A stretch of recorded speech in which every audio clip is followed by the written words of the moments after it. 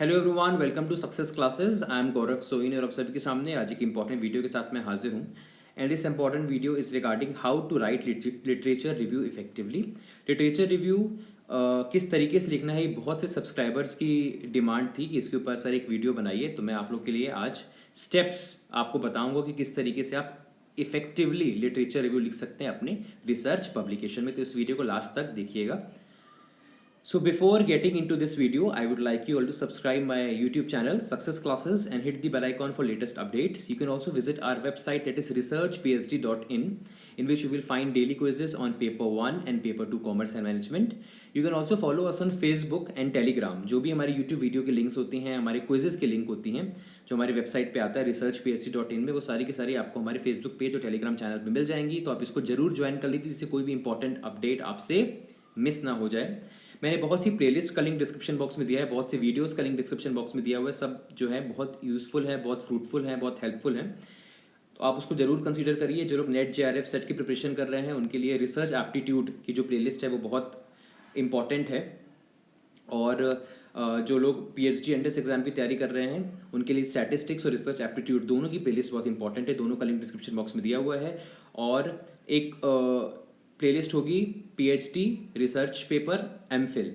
ये प्लेलिस्ट बहुत इंपॉर्टेंट है, इसमें मोर देन 115 वीडियोस हैं। आप उसको जरूर कंसीडर करिएगा। जो भी आपकी क्वेरीज आती हैं, रिसर्च पेपर कैसे लिखना है, लिटरेचर रिव्यू कैसे करना है, अभी तो मैं आपको यहाँ बताऊँगा लिटरेचर रिव्यू कैसे लिखना है और प्रपोजल कैसे बनाना है। बहुत सारी इंपॉर्टेंट डिटेल्स आपको उस पर्टिकुलर प्लेलिस्ट के अंदर मिल जाएंगी। प्लेलिस्ट का नाम है पीएचडी रिसर्च पेपर एमफिल। इसके अलावा हमारा एक और यूट्यूब चैनल है एड इंडिया, जिसमें मैं आपको कॉमर्स एंड मैनेजमेंट से रिलेटेड जो है कॉन्सेप्चुअल वीडियोस प्रोवाइड करता हूं। अभी सब्सक्राइबर्स की डिमांड पे मैंने पेपर 1 के कुछ मुश्किल जो कॉन्सेप्ट्स हैं उसके ऊपर मैंने वीडियोस बनाना चालू कर दिया है। आज मैंने जो अपलोड किया that is on cognitive learning, उसका मीनिंग, एग्जाम्पल्स, कॉम्पोनेंट्स। अभी 2020 में बहुत बार जो है पूछा गया था, कॉग्निटिव लर्निंग के क्वेश्चंस आए थे। Explicit learning, discovery learning, implicit learning, cooperative learning, collaborative and all. तो ये सब के सब आपको आज बहुत अच्छी तरीके से समझने को मिलेंगे अगर आप हमारा यूट्यूब चैनल एड इंडिया, जिसकी लिंक डिस्क्रिप्शन बॉक्स में दी, अगर आप उसको सब्सक्राइब कर लेते हैं तो। चलिए आ जाते हैं लिटरेचर रिव्यू के बारे में समझते हैं। सबसे पहले तो हमें ये पता होना चाहिए लिटरेचर रिव्यू होता क्या है। लिटरेचर रिव्यू एक ऐसा प्रोसेस है जिसमें हम प्रीवियस रिसर्च वर्क को जो है रिव्यू करते हैं और उसको समराइज करते हैं, है ना। एक बेस होना बहुत ज़रूरी होता है। अगर बेस नहीं होगा तो पूरा मकान जो है वो गिर सकता है। Is it clear? तो हम क्या करते हैं, जो भी प्रीवियस रिसर्चेज हुई होती हैं उनको हम एक तरीके से स्टडी करते हैं और उसको समराइज करते हैं और समराइज करके हम अपने रिसर्च वर्क में लिखते हैं। इसके साथ साथ हम रिसर्च कर क्यों रहे हैं, जिससे हम कुछ नई चीज़ फाइंड आउट कर सकें, है ना। कुछ नया हम किसी प्रॉब्लम का सॉल्यूशन फाइंड आउट कर सके, कुछ नया इन्वेंट कर सकें। Is it clear? इसीलिए हम लोग जो है लिटरेचर रिव्यू करते हैं। आपको रेलेवेंस पता होना चाहिए लिटरेचर रिव्यू का। Is it clear? और साथ ही साथ क्या है कि अगर अपन स्टेप्स की बात करें कि कौन कौन से स्टेप्स हमें फॉलो करने चाहिए अगर हम लिटरेचर रिव्यू करना चाहते हैं, तो आपके सामने 5 स्टेप्स नज़र आ रहे होंगे, है ना। इस तरीके से अगर आप लिटरेचर रिव्यू करते हैं तो आप बहुत अच्छी तरीके से last stage, that is summarisation. Summarisation where? Summarisation in your research paper और रिसर्च पब्लिकेशन आप सही तरीके से कर पाएंगे। First step is collect, second step is study, third is analyse, fourth is identify and fifth is summarisation. अगर आप इसको सही तरीके से फॉलो करते हैं जैसे मैं आपको बता रहा हूं, तो आप बहुत अच्छी तरीके से लिटरेचर रिव्यू अपनी रिसर्च पब्लिकेशन में लिख सकते हैं। फर्स्ट स्टेप क्या है? First is collect. बहुत ज़रूरी है, जो भी आपका फील्ड ऑफ रिसर्च है, प्रपोज्ड फील्ड ऑफ रिसर्च है, उससे रिलेटेड आपको जो है कलेक्ट करने हैं। आप कह सकते हो प्रीवियस रिसर्च, जो भी रेलेवेंट प्रीवियस रिसर्च आपको वो कलेक्ट करने हैं और that particular research should be related to your field of research. Is it के जैसे कि मैं अब कैपिटल बजटिंग के ऊपर जो है बना रहा हूँ अपना कैपिटल बजटिंग, मेरा टॉपिक है कॉमर्स के अंदर, रिसर्च कर रहा हूँ, तो उससे रिलेटेड आपको जो भी रिसर्च अवेलेबल है, आपको रिसर्च आपको मिलेंगे कहाँ पे? आप जैसे ही अपना जो टॉपिक है उसको आप जो है गूगल में लिखते हो, जैसे मैंने कैपिटल बजटिंग लिखा, तो जो भी उससे रिलेटेड रिसर्च पेपर्स होंगे in ResearchGate, Google Scholar, Shodhganga, शोध गंगोत्री, इन सब जगहों से आपको जो है रिसर्च पेपर्स जो है वो मिल जाएंगे। और आपको कलेक्ट क्या करना है, आपको कोशिश करना है कि जो भी लेटेस्ट रिसर्च पेपर्स हैं। बहुत से लोग ये गलतियां करते हैं कि 10 साल पहले या फिर 15 साल पहले जो रिसर्च हुए हैं उनको वो कलेक्ट करके उनको रिव्यू करने लग जाते हैं। तो आपको कोशिश करना है जो भी आप रिसर्च वर्क आप रिव्यू कर रहे हैं, it should be latest, it should be current, है ना। तो करंट के लिए वहाँ पे पब्लिकेशन डेट लिखी होती है, उसके बेसिस पे आप जो है वो उन रिसर्च आर्टिकल्स को या रिसर्च पब्लिकेशंस को या प्रीवियस रिसर्चेस को आप जो है इकट्ठा कर सकते हैं। तो फर्स्ट क्या है, कलेक्ट करना पड़ेगा आपको previous research that is related to your field of research and it should be latest, it should be current. Is it clear? और फिर आपको नेक्स्ट स्टेप पे जाना है। Next step is to study. अब कलेक्ट तो हो गया है, कलेक्ट हो गया है हमारा जो भी रिसर्च थे। अब कितने करनी चाहिए, बहुत से बच्चे ये पूछते हैं सर कितने रिसर्च करनी चाहिए। There is no specific number regarding to it. जैसे ही आपको आपका रिसर्च गैप्स आइडेंटिफाई हो जाते हैं, वैसे तो अगर आप ज़्यादा से ज़्यादा करते हो तो आपको उतना जो है इनोवेटिव जो है थिंकिंग जनरेट होती है, वो उतना साइंटिफिक बेंड ऑफ माइंड आपके मन में जो है जनरेट होता है और उतना अच्छा आप अपना रिसर्च कर सकते हो जितना ज़्यादा आप लिटरेचर रिव्यू करो।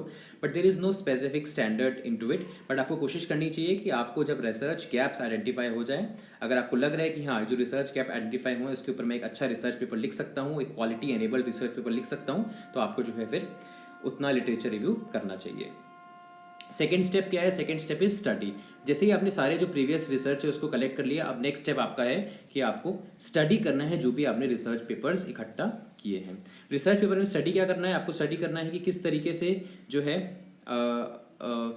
टोटल रिसर्च डिज़ाइन किया गया था, कैसे डाटा कलेक्ट किया है, कैसा डाटा एनालाइज किया है, क्या रिजल्ट्स आए हैं, क्या उसके कंक्लूजन्स आए हैं, everything, what are the suggestions, what are the you can say result of your research. ये सारी की सारी चीज़ें आपको क्या करनी पड़ेंगी, सारी की सारी चीज़ें आपको स्टडी करनी पड़ेगी, राइट। क्या मेथड यूज़ किया, अच्छा ये मेथड यूज़ किया है, ये वाला मेथड भी हो सकता था। सपोज इंटरव्यू जो है उन्होंने कंडक्ट कराया, इंटरव्यू जो है उन्होंने लिया है in order to collect the data, तो आप सोच सकते हो यार interview is something which is very much you can say time consuming and efforts consuming. In that case I can design a question regarding to it, right. तो आप इस तरीके से सोच सकते हो जो भी इनोवेटिव आप सोचना चाहते हो, और आप सोच तभी पाओगे जब आपके पास रिसर्च एप्टीट्यूड की कंप्लीट नॉलेज होगी, तभी आप जो है सोच पाओगे कि कौन सा सैम्पलिंग मेथड ले सकते थे all other important methods that is been used in the previous research. ठीक है, तो आपको इस तरीके से स्टडी करना है कि आपको कोशिश करना है कि यार ये मैंने पढ़ा,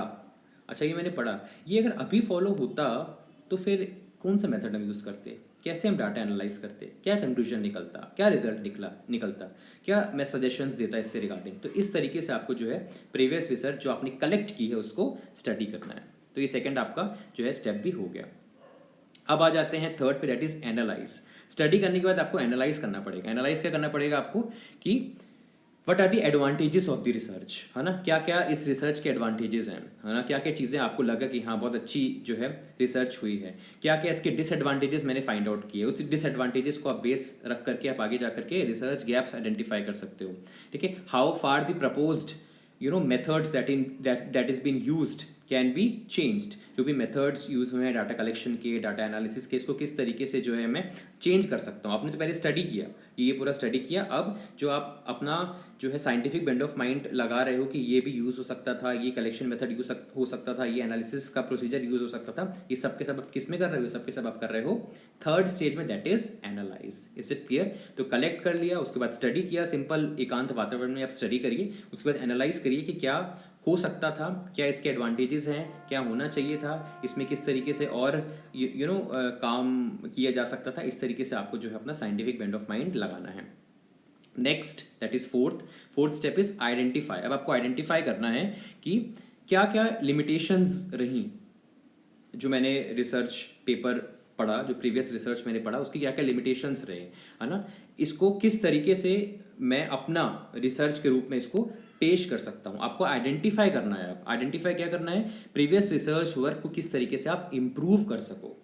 ठीक है, एनालाइज तो आपने कर लिया, यार ये तो सही नहीं है, ये डाटा कलेक्शन कितना इन्होंने सही नहीं लिया है, कितना टाइम कंज्यूमिंग है। सैम्पलिंग मेथड इन्होंने नॉन प्रोबेबिलिटी सैम्पलिंग ले ली, नॉन प्रोबेबिलिटी जो कि बिल्कुल भी ऑथेंटिक नहीं होती। They might have used probability sampling. इस तरीके से आपने एनालिसिस किया, अब आपने आइडेंटिफाई किया, राइट। आइडेंटिफाई क्या किया, आइडेंटिफाई ये किया कि अब आप कैसे ये रिसर्च कर सकते हो।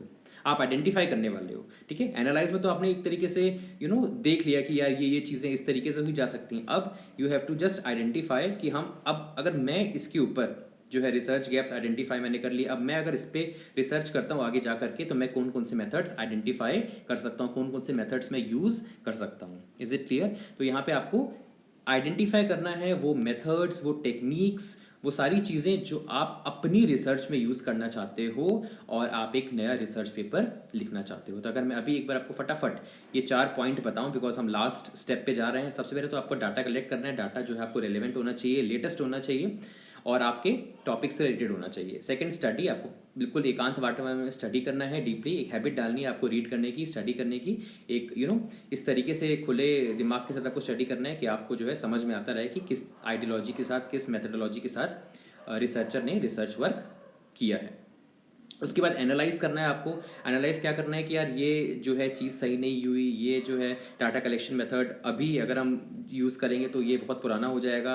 और बहुत सारी चीज़ें आपने जो है उसकी फाइंड आउट की, या इसको इस तरीके से किया जा सकता है, इसको इस तरीके से किया जा सकता है। फिर आपने आइडेंटिफाई किया। आइडेंटिफाई कि यार ये रिसर्च गैप्स, ये यहाँ पे मुझे रिसर्च गैप्स आइडेंटिफाई हो गए हैं। क्योंकि मैं आपको हर बार ये चीज़ बोलता हूँ कि आपको लिटरेचर रिव्यू में आइडेंटिफाई करने हैं रिसर्च गैप्स, जो कि किस स्टेज में आ रहे हैं, जो कि आ रहे हैं 4th स्टेज में। You have to identify the research gaps and that research gaps can be identified after studying and analysing, after reading it completely and analyzing the facts, and after analyzing you will identify that what are the research gaps जो आपको find out हुए आपकी previous researches में, ठीक है। जैसे ही आपको आइडेंटिफाई हो गए रिसर्च गैप्स, ठीक है, उसको पढ़ने के बाद, उसको एनालाइज करने के बाद जैसे आपको आइडेंटिफाई हो गए, अब आपको समराइज करना है। समराइज मतलब अब आपको कोशिश करना है कि जो भी आपने लिटरेचर रिव्यू किया है उसको किस तरीके से एक समराइज्ड फॉर्म में आप अपने रिसर्च पेपर में उसको लिख सको। Is it clear? किस तरीके से आप काम करने वाले हो, क्या क्या आपको रिसर्च गैप्स आइडेंटिफाई हुए हैं।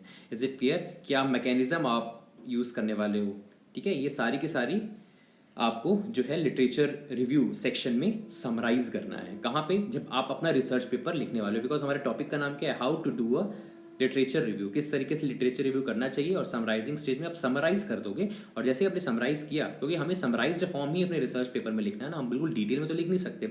और समराइज्ड फॉर्म में लिटरेचर रिव्यू में क्या क्या लिखना चाहिए, तो आपको इस लिंक के डिस्क्रिप्शन बॉक्स में पहली वीडियो मिल जाएगी।